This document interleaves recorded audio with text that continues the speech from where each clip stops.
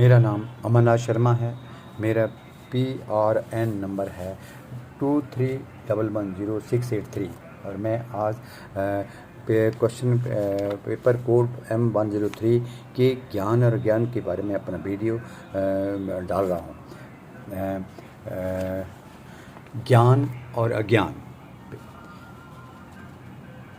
ज्ञान और ज्ञान जीवन नदी के दो तट हैं। ज्ञान और ज्ञान जीवन एक का उद्देश्य जीवन लक्ष्य की खोज है, दूसरे का जीवन सत्य की खोज है। ज्ञान और ज्ञान नदी के तट होने के लिए एक का उद्देश्य जीवन लक्ष्य की खोज है, दूसरे का जीवन लक्ष्य का भटकाव। एक को धारण कर जीवन धन्य हो जाता है, मानव जीवन सफल हो जाता है, जबकि दूसरे का साथ जीते जी कितनी बार मार देता है, कलंकित कर देता है और अस्तित्व को शून्य में मिलाकर अपमान के गर्त में डालकर आत्मग्लानि से भर देता है। पहली धारा ज्ञान की है, जो ऊर्जावान वाणी बनकर शब्द की उपासना में पर प्राण प्रतिष्ठित होती है। इसके श्रवण मात्र से मन कर्म वचन धन्य उड़ते हैं, अभिव्यक्ति बंधनीय हो जाता है। वह दिव्यत्व का मार्ग है, यह दिव्यत्व का मार्ग है और शांति, दया, उपकार, संतोष, प्रेरणा तथा उत्साह का सृजन कर मनुष्य को सन्मार्ग की ओर ले जाने का सहायक होता है और बदले में सम्मान, आनंद और असली खुशी की अलौकिक सृष्टि की रचना करता है। ज्ञान से पुण्य का उदय होता है और जबकि अज्ञान पाप व भय को जन्म देता है। अज्ञान के अंधकार में मनुष्य का तन और मन मैला हो जाता है। वह ना कुछ अच्छा सोच पाता है, ना अच्छा कर ही पाता है, ना स्वयं अच्छा रह पाता है, ना दूसरों को अच्छा रख पाता है। पग पर बैर, घृणा, द्वेष कुंडली मारकर उसे डसते रहते हैं। अनेक देश में अनेक विष से वह पूरे परिवेश को ही विषाक्त कर बनाता चला जाता है। अज्ञानी का जीवन एक सी सांसारिक अवसर की एक ऐसी नाव है जो उससे पार करने के लिए बनी तो है, लेकिन जिसकी तलहटी में अज्ञानता रूपी छोटे छोटे अनेक छेद हैं। खून खेवनहार चालाकी से उसे पार तो लगाना चाहता है, लेकिन अज्ञानता से छिद्रों से जीवन महासमुद्र की दिशाओं में इच्छाओं का खत जल उसे लक्ष्य तक पहुंचने पूरे भी उसी महासागर से डूबने के सहायक हो जाता है।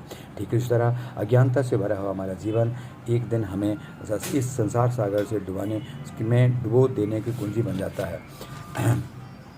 श्रीमद् भागवत के अनुसार अज्ञान से ज्ञान ढका होता है, इसी से सब अज्ञानी प्राणी मोह में प्राप्त होते हैं। अज्ञान दुखों का विस्तार है और लेकिन ज्ञान ऐसी पारसमणि है जिसके संपर्क में आकर महत्वहीन तथा श्रीबहीन व्यक्ति न केवल महत्वपूर्ण हो जाता है बल्कि श्रीयुक्त होकर सबके कल्याण में ही सहायक होता है।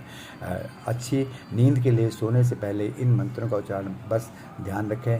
ये बातें अच्छी नींद के लिए शोध, साधना और अध्यात्म व विज्ञान का संगम उत्तराखंड बौद्धिस्व विचार मंथन के बोले शोध, साधना, अध्यापन का ज्ञान संगम। पूजा के दौरान आंखों में आंसू आना और सपने में ईश्वर का दर्शन होना। दर्शन का जाने क्या मतलब है? ये उस हमारी आंतरिक तरंग के आंसू हैं जो हमें खुशी से अंतरात्मा से मिलते हैं। ये अपने आप नहीं मिल सकते।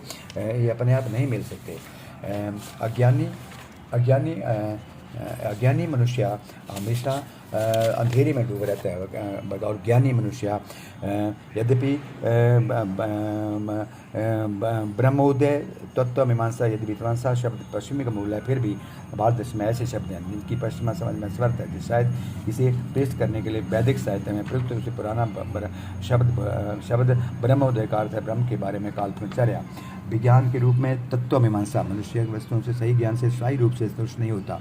व्यक्ति परिघटना के पर्दे को भेदना चाहता है लेकिन नोमेन को पकड़ना चाहता है। ये मुश्किल है क्योंकि वो ज्ञान से भरा हुआ है।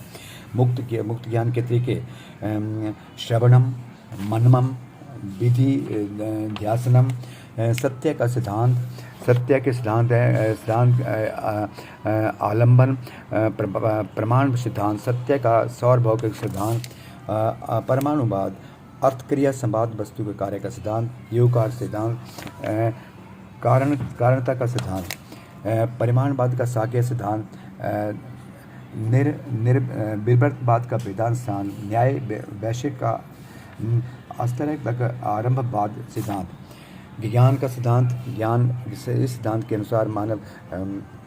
इस सिद्धांत के अनुसार मानव ज्ञान का अनुभव एक निर्विवाद तथ्य है। मुझे पता है मुझे पता है कि पता है। अगर मैं नहीं जानता हूँ तो मैं जानता हूँ, तो मुझे कम से कम यह स्वीकार कर लेना चाहिए कि मैं जानता हूँ कि मैं नहीं जानता। किसी भी स्थिति में मुझे यह स्वीकार करना चाहिए कि मैं कम से कम कुछ जानता हूँ। अर्थ जानना का सिद्धांत। इस सिद्धांत के लिए प्रत्येक अक्षर, शब्द या वाक्य एक सार्थक, शास्त्रक और औपचारिक प्रतीक है, जिसमें स्फोटक आता है। व्यक्ति ध्वनियाँ केवल साधन है जिसके द्वारा वह सकल सार्थक, शाश्वत और औपचारिक प्रतीक करता है। निषेध का सिद्धांत। विचार वास्तविक जीवन में अनर्थक का नकारात्मक करने से शुरू होता है। यदि जीवन अबाध चलता रहे तो कोई विचार और दर्शन नहीं होगा। जब रुकावट होती है तो या तो विचार उठना चाहिए या जीवन विलुप्त होना चाहिए, लेकिन जीवन विलुप्त होने का विरोध करना और उसके लिए विचार करना उत्पन्न है। कथन या प्रतिज्ञान का सिद्धांत।